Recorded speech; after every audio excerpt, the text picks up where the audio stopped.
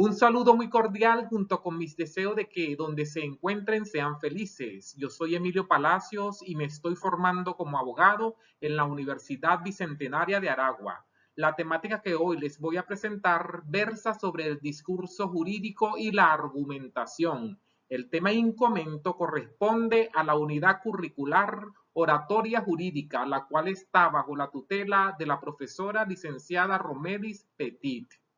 Es importante destacar que no solamente es necesario tener la preparación académico-científico, sino también una voz educada y una escritura impoluta para llevar el mensaje intacto, exacto y perfecto a los sentidos auditivos y visuales de quien escucha.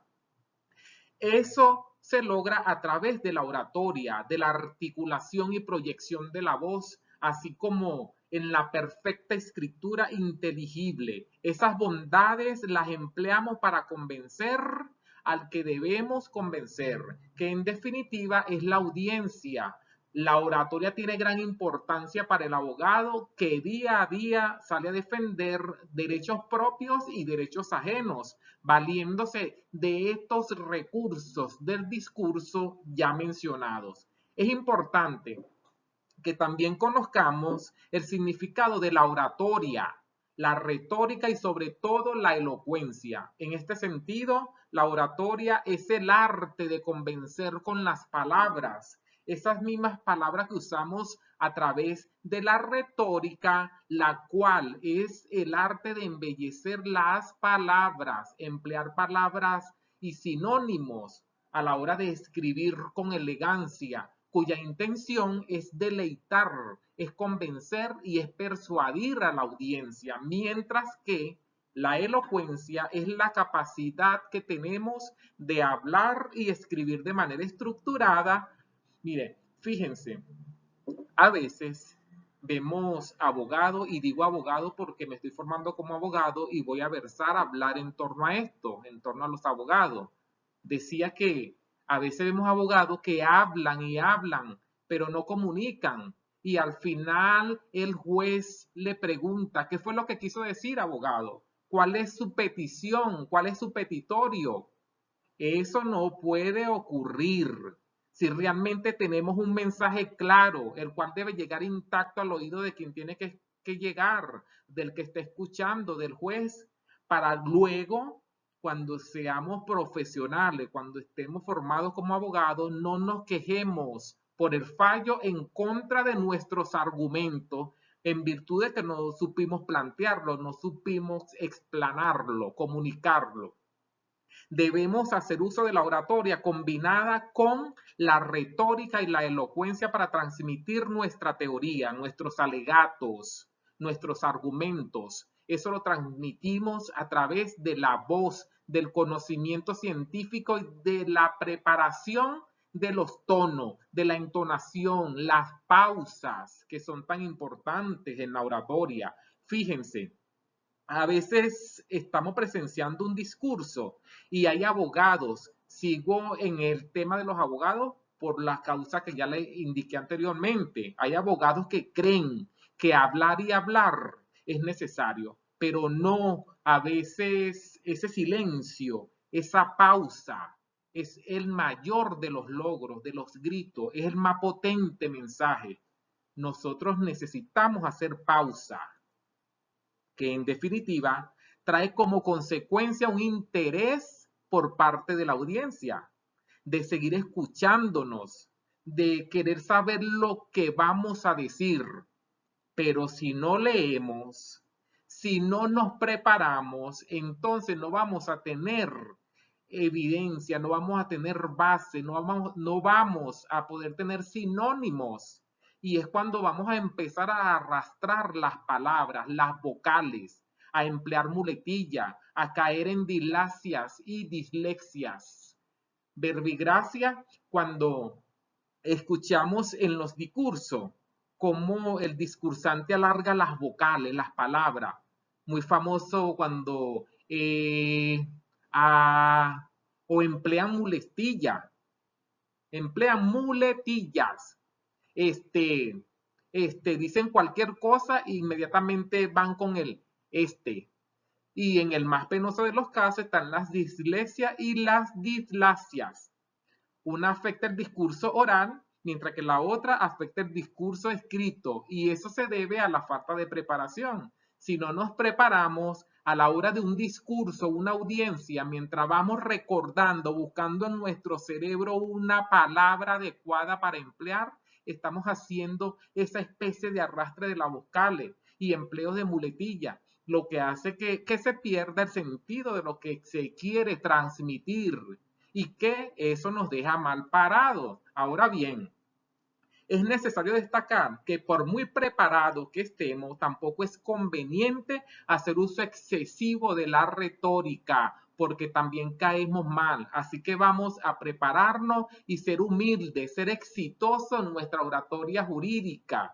No caigamos en lo que dicen por allí de retórico, porque retórico, si bien significa embellecer las palabras, el discurso también es un poco chocante. Emplear, por ejemplo, 5, 6, 7 sinónimos en lugar de usar una sola palabra.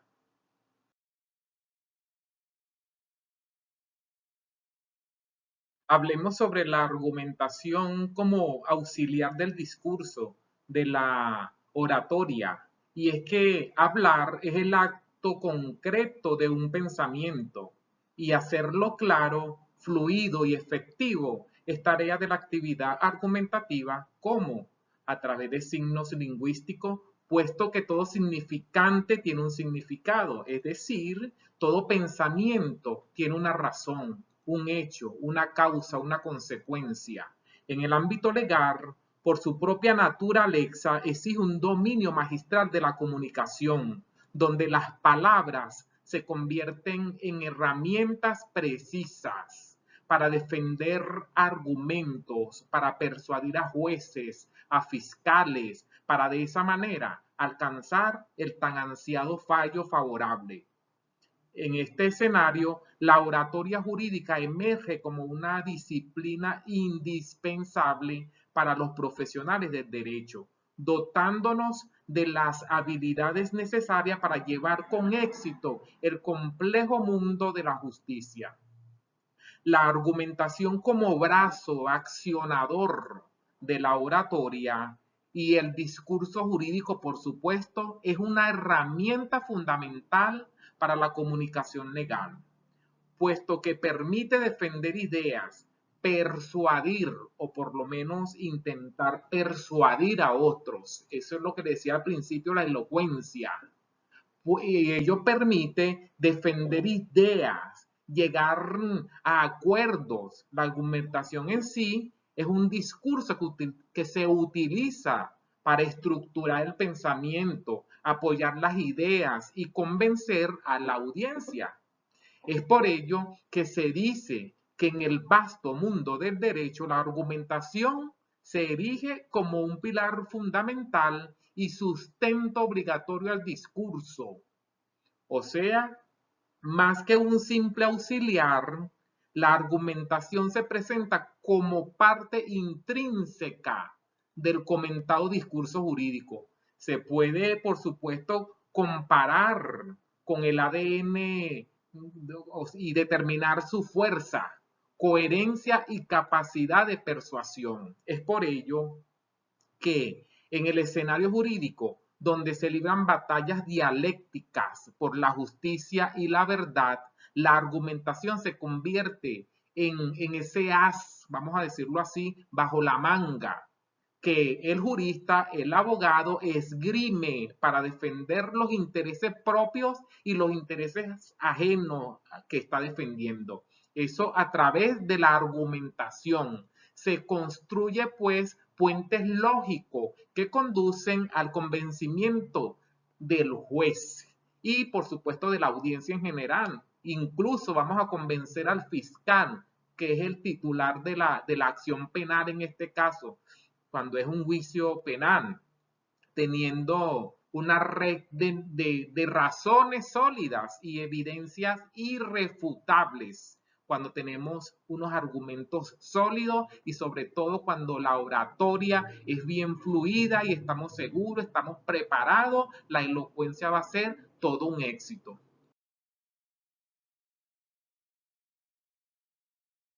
Para construir un discurso jurídico argumentativo que sea sólido, es necesario utilizar una serie de códigos que permitan al público decodificar el mensaje y comprender las intenciones del orador.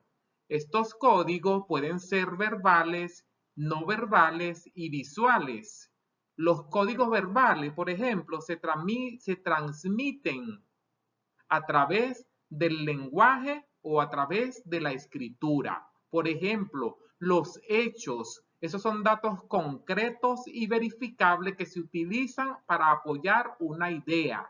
Las estadísticas o datos numéricos que se utilizan para ilustrar o comparar diferentes situaciones. Los ejemplos, que se utilizan muchos para mostrar cómo funciona una idea en la práctica. Las citas textuales, por ejemplo, cuando citamos otros autores, personas que utilizan para dar autoridad a un argumento. Las preguntas retóricas, esas que hacemos sin esperar que sean respondidas, sino que se utilizan para hacer reflexionar a la audiencia, al público, al juez.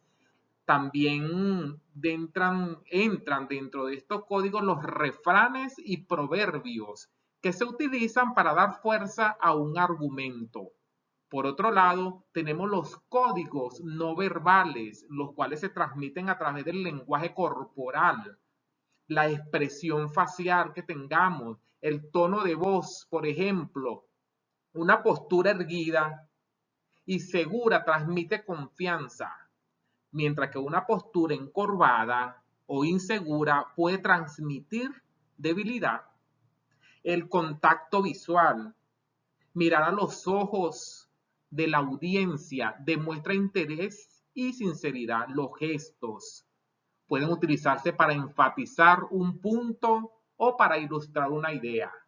La expresión facial puede transmitir una amplia gama de emociones como, por ejemplo, felicidad, tristeza, ira, sorpresa, mientras que un tono de voz firme y seguro transmite convicción.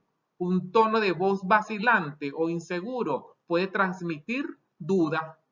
También tenemos los códigos visuales, los cuales se transmiten a través de imágenes, gráficos y videos. Como los códigos visuales más comunes en la argumentación son las imágenes, las fotografías. Esas sirven para ilustrar un argumento, para generar emociones o para crear un impacto visual, mientras que los gráficos se emplean para presentar datos de forma clara y precisa y concisa, en tanto que los videos se utilizan para mostrar cómo funciona una idea en la práctica o para contar una historia que sea convincente.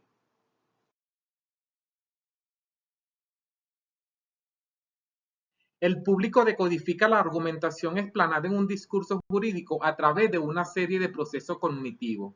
Para que la comprensión del mensaje llegue intacto y sin distorsión a la audiencia, debe estar bien estructurado, pensado y argumentado con palabras claras y coherentes, lo que se logra mediante la retórica, como explicábamos anteriormente, usando las palabras acordes y precisas. La decodificación es un proceso complejo que depende de una serie de factores como el conocimiento previo que tenga la audiencia, en este caso que tenga el juez, el fiscal, sus creencias y sus valores, ética e integridad.